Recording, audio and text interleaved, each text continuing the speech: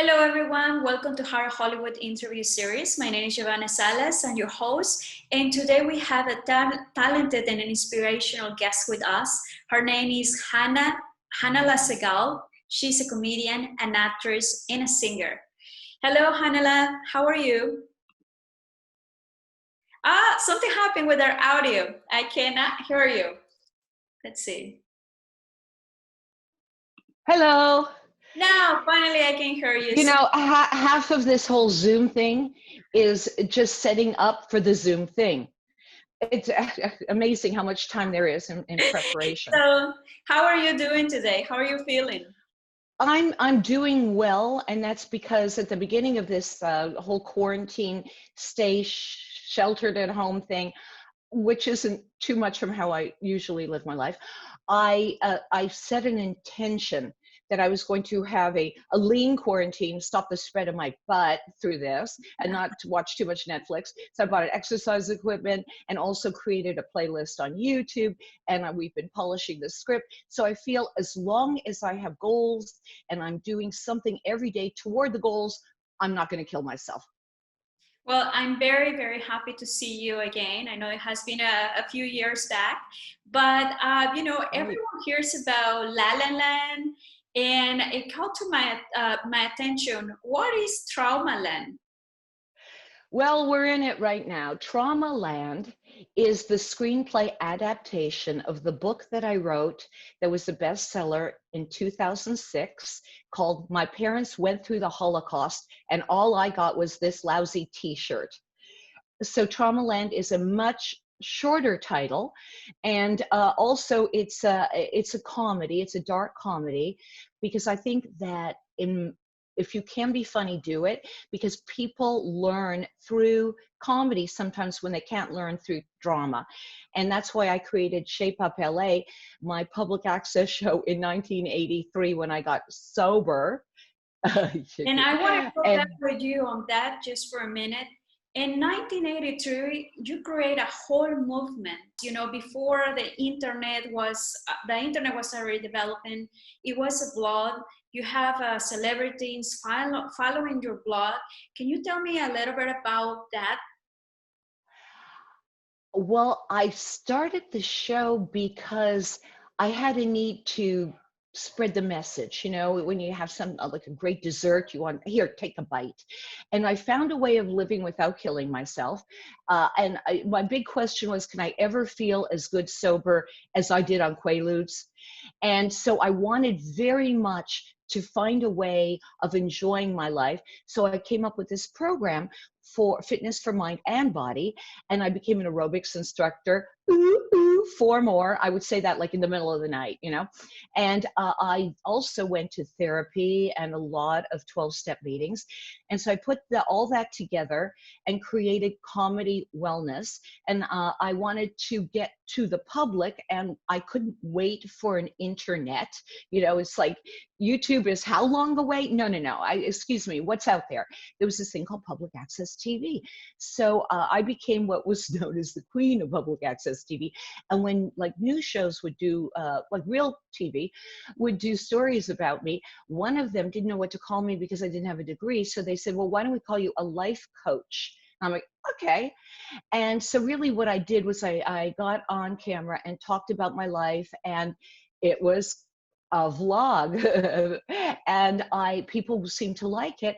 One day on my recorder call, that's this ancient thing, sacred device, which recorded the voices of people who would call to admire you or to hate you, because trolls started back then. I got a call from a man who said he was Marlon Brando. And I picked up the phone. I said, you do a great Brando. He said, because it's me. I said, to prove it, yell Stella. So he said, come to the house. I'm like, okay, Marlon Brando, I will come to your house. I did. He invited me to Tahiti, which really irritated my husband. But that's the kind of people. I was at an event, and Eddie Van Halen and Valerie Bertinelli, who were married at the time, they were there, and they looked my way, and they were like, oh my God. Valerie said, Eddie, it's her. So I turned around because I thought Barbara Streisand was behind me, because she was singing that night. They meant me. They came up to me to tell me how much they liked my show. I thought, you know, I don't get paid, but I'm getting the message out there, and celebrities are watching me. It's not like I was doing the show in Idaho. Can people go and watch your episodes from that past when you started and continue on watching it now? Well, I put them on YouTube when that became a thing, and they YouTube called me one day, and I'm like, "You're a place?" And they said, "Yeah, you have a million views on one of your videos. You should monetize it." And I'm like, "Oh, you have the wrong phone number." But now it's I altogether almost 500 million views. Comedy Wellness caught on. And like I said, I've done this quarantine challenge thing to stay happy and okay. And that's my latest thing on the channel. I saw one of your videos that was what you will tell for your younger self and how to be happy. Can you share with us why did you make that a specific video? I've always wanted to just get a time machine. I do two things: talk to myself, and of course, kill Hitler. But one of the things that I would say to my little girl is that try to see people for who they really are, not for who you wish they were. Because she's such an optimistic little thing. She kept jumping into stuff without investigating and making sure that it was right for her. And I would also tell her, well, if she wants long hair, to start combing from the ends up and be very careful, because that's important. Hair, hair. But I would also tell her that people will say terrible things to her. And that's the way it is, because sometimes people are sick inside, and that sick is contagious. They're not happy unless they put it on you and make you sick. So I would say to consider the source, to understand that it's not you. There are things called trolls in life, and that it's not what they say to you, but what you say to yourself afterwards that really counts. Don't bully yourself. Be loving and kind. And I'll, I'll tell you, I have never bullied myself into better behavior. And I yelled at that little girl a long time, and she didn't trust me, and I had to win her trust by showing her that if she did the human thing and made stupid mistakes, that I would forgive her. And a lot of times, you know what we do? We look back at a situation that was maybe humiliating or just really bad for us, traumatic. And at the time, we couldn't piece it together because we were being traumatized. So afterwards, we look back at it, and we see maybe the stupid things we said, or the things we needed to say that we didn't say. And then we beat ourselves for it. Like, why didn't I? Well, that's a good reason, because you were traumatized and you're doing the best you can. So I would tell that little girl that there are times when you will just go brain dead, and you will not say the right things. You will not do the right things. But afterwards, look back and try to learn from it rather than just beat yourself up. Because if you keep beating yourself up, you will become an alcoholic and you will die. Well, I think it's a beautiful message for our Hollywood audience, especially to all the actors and actresses, because you are an actress and you have gone through a lot of time living in the entertainment industry and facing the challenges that many artists have. There is an excess sometimes, and you wrote there was a help for addicts. Is this a channel that you have? Yeah, all the videos, if you go to hanala.com, then you can get into the YouTube channel, and you can see that the different videos. One of the videos that I put on staying sober, or a couple of them, I put on the quarantine list, because right now it's really hard for people, especially if they're newly sober. A lot of people are drinking through this. And so all the more reason, that's why I feel so much more motivated lately to produce content to help others. Well, Hannah, I think that will be great, and I'm so happy that you recovered a while back. And Thank from you. your experience, you took the bets and come out as a life coach before Mhm. even anybody was mentioning Right. being a life coach. So that is wonderful. Well, yeah, and one of the things that I tell people as a life coach is, and I do still do counseling, especially now, you know, if they want to reach out to me through hanala.com, I tell them to set intentions, uh, that they're not just floating through the day, going from Netflix to Amazon Prime. And oh, by the way, my movie is on Amazon Prime. It's on a lot of things. Elvis and Nixon. I did manage to write a screenplay and get it produced. Michael Shannon was Elvis. Kevin Spacey was Nixon. Made a great Nixon. Colin Hanks was amazing. Johnny Knoxville. There are Alex Pettifer. Yum. Mm. They were all in my movie, and that's on Amazon Prime. But I tell people, if you don't want to just float through your day, set intentions. You know, now we have these wonderful devices. I won't say her name because she'll start talking to me, but you could say, remind me to, and then a goal, even if it's drink a lot of water. And that will help to fill that gap where you could start the downward spiral. And one of the things that got me depressed was Traumaland was pretty much in development and there was a lot of interest. Of course, in this town, you don't believe it until you hear the money landing on the table. But there was a lot of interest, and right now, it's in the running in a big screenplay stage 32 comedy writing contest where we made the quarterfinals and the semifinals are about to be announced. So my screenplay Traumaland made it in there. So I was very like, what do I do now? And then it came to me, animate it. I really see it as an animation. I've always been a cartoonist. I started cartooning in kindergarten. People would steal them. I love to animate. So we're going to animate Traumaland, which of course fulfills that goal. What are you going to do today? Work on animation. Well, I think that that's a wonderful and a way to express something that is very important for you.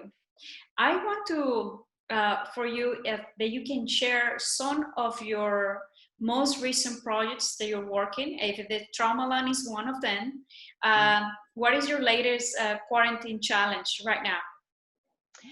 All right, you cannot possibly be depressed if you stand on one leg in a yoga position and sing a song. Because if you think about your problems, you'll either fall down or sing flat. So my new mission in life is called Carry Yoga. Keep calm and carry yoga.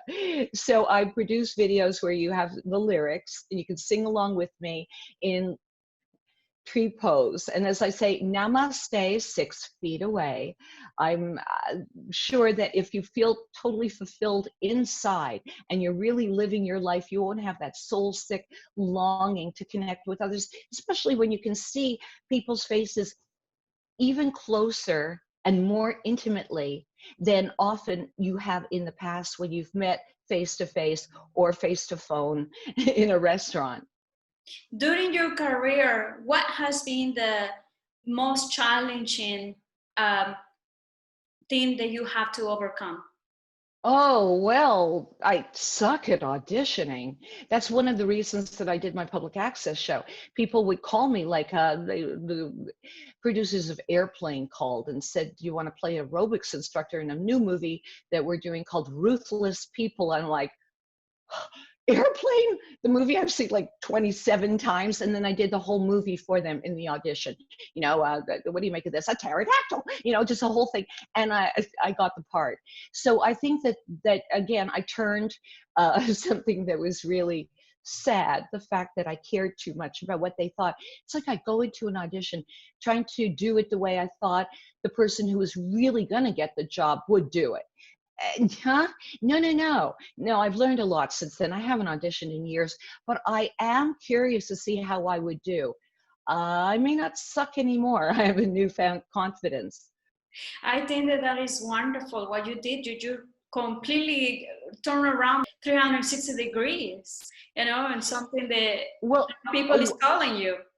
Right. That, you know, and now they're doing all these video auditions, but that's what I was doing on public access. I got a lot of work.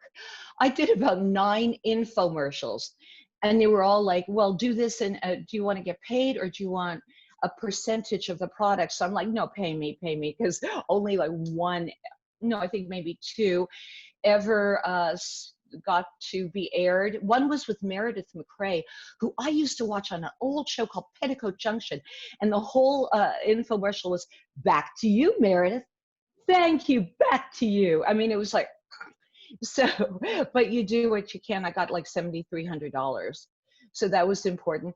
One of the things that I'm looking forward to when this is over is getting back to boat karaoke. That's another show that we were pitching that was getting a lot of interest, but it's Mention the name of the show? Boat karaoke.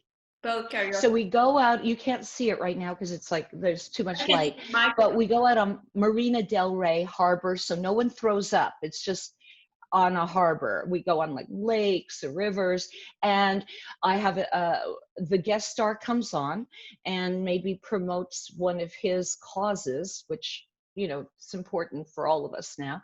And then they maybe launch music they want to introduce, or we do, and the audience plays along. They sing, and we do karaoke on the boat, which is even harder.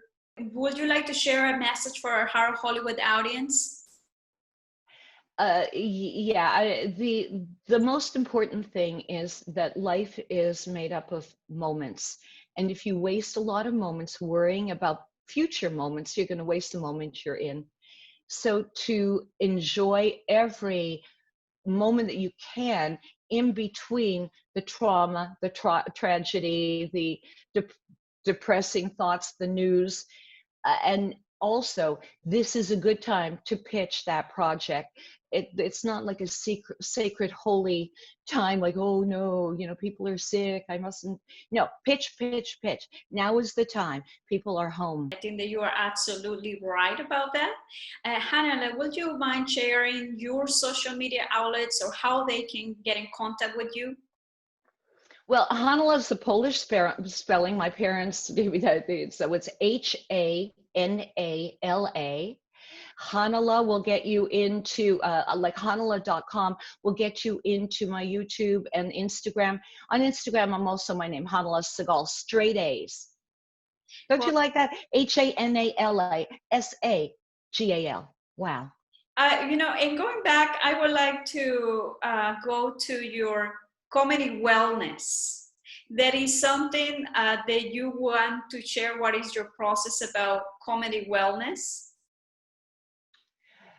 Yeah, I think that when you laugh, you boost your immune system. And so you get a natural high. And as humans, we really like to get high, some of us more than others. Depends how low you are to begin with. And for me, I mean, I was born nervous, and then my mother scared me. I had like no endorphins, no serotonin level. After all the years of abuse, I've been sober for 37 years. There was so much abuse to my body and my brain. I really need to be, you know, doing things that will boost my serotonin. So comedy wellness is you laugh and you work out. And the best is to laugh while you're working out. And that's what my channel is about. Well, thank you so much, Hanala. I think that it's been wonderful learning about your comedy wellness, about your Trauma Land. Trauma Land is completed the screenplay, or it is in the... Well, the screenplay is that was completed, and I submitted it at the beginning of quarantine, and it is in the quarterfinals right now, and semifinals are about to be announced. So we know that the screenplay is good right now, but I have been polishing it, and we're beginning the animation process in order to do a proof of concept to show people what it is. And for that, of course, we need funding. So I have a couple of people out there, a couple of producers working on it. So we're going to see wherever the funding comes from, that's who we're going to be kissing their ass. That's the plan. There is any way that the audience can help with funding for your screenplay with Traumaland? Oh, that is wonderful. As a matter of fact, in YouTube, there is a place where people can go to support the channel. So you can donate through YouTube. You can connect with me. I'll be more than happy to respond to your email if you are interested in the project. And here's the log line. We put it to music. The gifted daughter, yeah, help me, honey.